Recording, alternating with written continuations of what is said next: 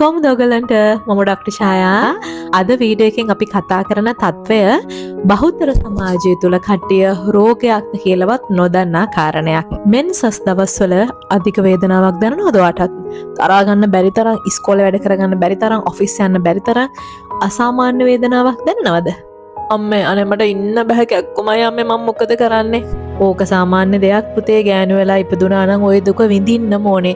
ගිහලා චුට්ටක් නිදා ගන්නකො. අත්තම්මේ අනේ කැක්කුමයි ඉන්න බෑ මට කලන්තේ හැදෙන තරම් කැක්කුමක් එනවා. ඕකට බෙහෙත් මොකුත් බොන්න ඕනේ නැහැ පුතේ. ඕක කොහොමත් එන කැක්කුමක් ලෝක. ඉතින් අපි හැමෝටම එදා ඉඳන් එන කැක්කුමනේ. ඒ හින්දා ඕකට කොත්තමල්ලි ටිකක් විතරක් බිව්වහම ඇති වෙයි. කොත්තමල්ලි ටිකක් විතරක් බීලා ඇති වෙයිද මේ තත්වෙට? මොකක්ද මේක? ලෙඩක්ද? එහෙම නැත්නම් ගෑනු අපිට උරුම වෙච්ච දුකක්ද මේක? සාමාන්‍ය තත්ත්වයක්ද මේක? කතා කරමු අද ඒ ගැන. ඔගොල්ලෝ දන්නවද සමහර ගැහණු අය ඉන්නවා මෙන්සස් වෙන්න ලං වෙනකොට මිෂන් එකකට රෙඩි වෙනවා වගේ නිකන් පෙනඩෝල් පෙනඩින් ඔක්කොම ටික බීලා මෙන්සස් වෙන්න කලින්ම බීලා රෙඩි වෙලා ඉන්නේ. ඇයි පේන් එක දරා ගන්න බෑ, වේදනාව දරා ගන්න බෑ.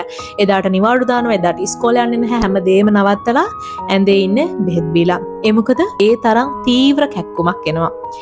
මෙන්සස් කාලේදී අධික වේදනාවක් දැනෙන එක කිසිසේත්ම සාමාන්‍ය තත්වයක් නෙමෙයි. ආයෙම මම කියන්නම් කිසිසේත්ම මේක සාමාන්‍ය තත්වයක් නෙමෙයි. ඔගොල්ලෝ හිතනවා නම් මේක ගෑනුන්ට උරුම වෙච්ච දුකක්, මේක හරීම සාමාන්‍ය තත්වයක්, කොත්තමල්ලි චුට්ටක් බිව්වොත් හරියයි. මේවා කොත්තමල්ලි බීලා විතරක් හොඳ කරන්න පුළුවන් ලෙඩ නෙමෙයි.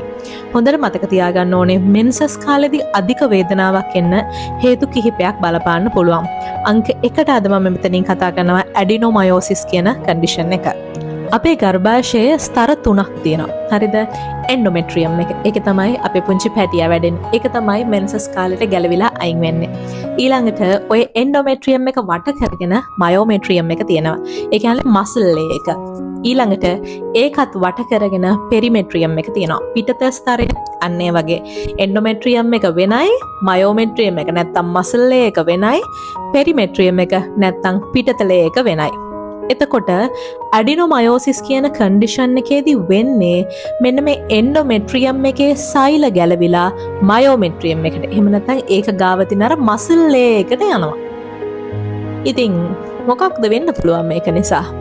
මේ එන්ඩෝමෙට්‍රියම් එකේ තියෙන සෛලවල තියෙන එක විශේෂත්වයක්. මොකක්ද? හැම මාසෙම මෙයා බ්ලීඩ් වෙනවා. මෙයා හැම මාසෙම රුධිර ගලනයක් එක්ක මේ අතුලත ස්තරය කැඩි කැඩි ඉවත් වෙනවා. එතකොට මෙයා ශරීරයේ එන්ඩෝමෙට්‍රියම් එකේ විතරයි ඉන්න ඕනේ. මොකද එතන විතරනේ බ්ලීඩ් වෙන්නේ. හැබැයි මෙයා ගැලවිලා වෙන වෙන තැන්වලට ගියොත් අන්න ඒ තැන් වලින් බ්ලීඩ්